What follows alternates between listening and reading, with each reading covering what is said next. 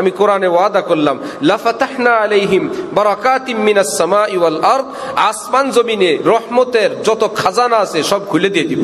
সুবহানাল্লাহ। এর একটা সুন্দর উদাহরণ বর্তমান আফগানিস্তান। আফগানিস্তান আমেরিকা চালাইলো 20 বছর নগদে। এই বেচারা আমেরিকা থেকে টাকা আনতে আনতে আনতে আনতে দম বের হয়েছে, ধার কর্জ করে ফাও টাকা দিয়ে। এই বেচারারা গেল, সারা পৃথিবীর থেকে বিচ্ছিন্ন কতগুলো মুসলমান দিনদার নামাজি পদ্মানিসীন মা বোন, ইনসাফ প্রতিষ্ঠা আছে, কোরআনের ওয়াদা শুরু হয়ে গেছে, যদি তোমরা একটা এলাকার লোক, দেশের লোক, ইমানদার হও, মুত্তাকি হও, আসমান জমিনে যত খাজানা আছে আমি সব খুলে দিয়ে দিব। এই জমিনের উপরেই অত্যাধুনিক মেশিনের মালিক আমেরিকা ছিল, মাটির তলে কি আছে খুঁজে পাইল না। এই এখন মৌলভী সাহেবরা আসছেন, মাটির তল থেকে আল্লাহ হীরা মণি মুক্তার খাজানা খুলে দিয়ে দিচ্ছেন। তাহলে কোরআনের ওয়াদা আমরা সচক্ষে দেখতেছি।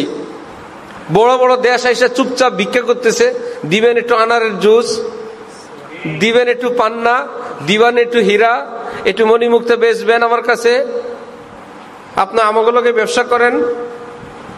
এমনি সাপোর্ট দেয় না, কারণ চোরে চোরে সমস্যা হবে। তো এক চোরা দিলে আরো 10 চোরা বলবে না কি ব্যাপার, খারাপ হয়ে গেছস।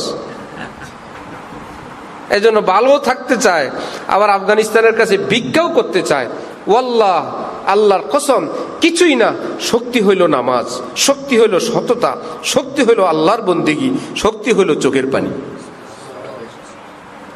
তাহলে আমরা সকলেই ভালো হতে চাই। ভালো হওয়াটা কি অপরকে দিয়ে শুরু হবে না আমাকে দিয়ে? আমি ভালো, আমি খারাপের কি আছে? আমার জবান দিয়ে যদি মিথ্যা হয়, গীবত হয়, গুনার আলোচনা হয়, একটু কন্ট্রোল করি।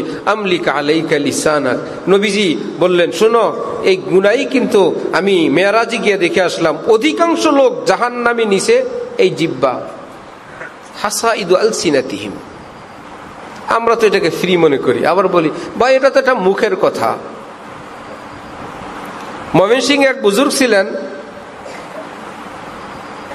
হযরত ফয়জুর রহমান সাহেব রহমতুল্লাহ আলাই, ইমাম সাহেব হুজুর, হাফিজ হুজুরের শিষ্য, হাফিজ হুজুরের ভক্ত। মুরব্বীরা বুঝবেন, আমরা তো শুনছি। যখন বাংলাদেশে কঠিন নির্বাচন হাফিজ হুজুর করলেন, ওই নির্বাচনে ওনারা হাফিজ হুজুর, সারা বাংলাদেশে তো হাফিজ হুজুর বটগাছ। এখন উনি হইলেন ইমাম সাহেব, ব্যাপক শ্রদ্ধার পাত্র। উনি সবার কাছে বললেন মসজিদের মধ্যে, হাফিজি হুজুর এবার প্রেসিডেন্ট নির্বাচনে প্রার্থী হয়েছেন, আপনারা হাফিজি হুজুরকে ভোট দিবেন। কমিটির লোক হইল সব হাফিজি হুজুরের বিরোধী, বিরোধী পার্টির লোক। ওনারা তো বলে আমরা সারাদিন মিটিং মিছিল করে হবে না, হুজুর যে কথা বলছেন শেষ, এলাকার ভোট আর কেউ কাউকে দিবে না, উনি যাকে বলেন তাকেই দিবেন। এখন হুজুরকে নিয়ে বসছে, আপনি এই কথা বলছেন? হ্যাঁ আমি তো বলছি। এক কাজ করেন, এখন যাই হইছে হইছে, আপনি ওই কথাটা উড্ডু করেন। উনি বলল ভাই উড্ডু কেমনে করে আমি তো জানি না, আমি তো কইছি, কথা তো গেছে গা, এটা আবার আমি খুঁজে আনবো কেমনে? এই কথা কি আর ফেরত আনা যায়? এটা তো কানে কানে মনে মনে চলে গেছে, কোথায় কোথায় চলে গেছে। এটা কি মানুষের ভুলাই দিতে পারবো?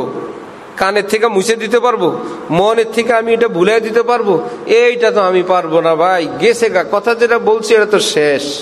এক কাজ করি, ওইটা যেহেতু পারবো না, আমি নিজে উড্ডু হয়ে যাই, আমি এই মসজিদ থেকে চলে যাই, ঝামেলা শেষ। তোমাদের এখানে একটু ঝামেলা হয়েছে, আমি উড্ডু হয়ে যাই।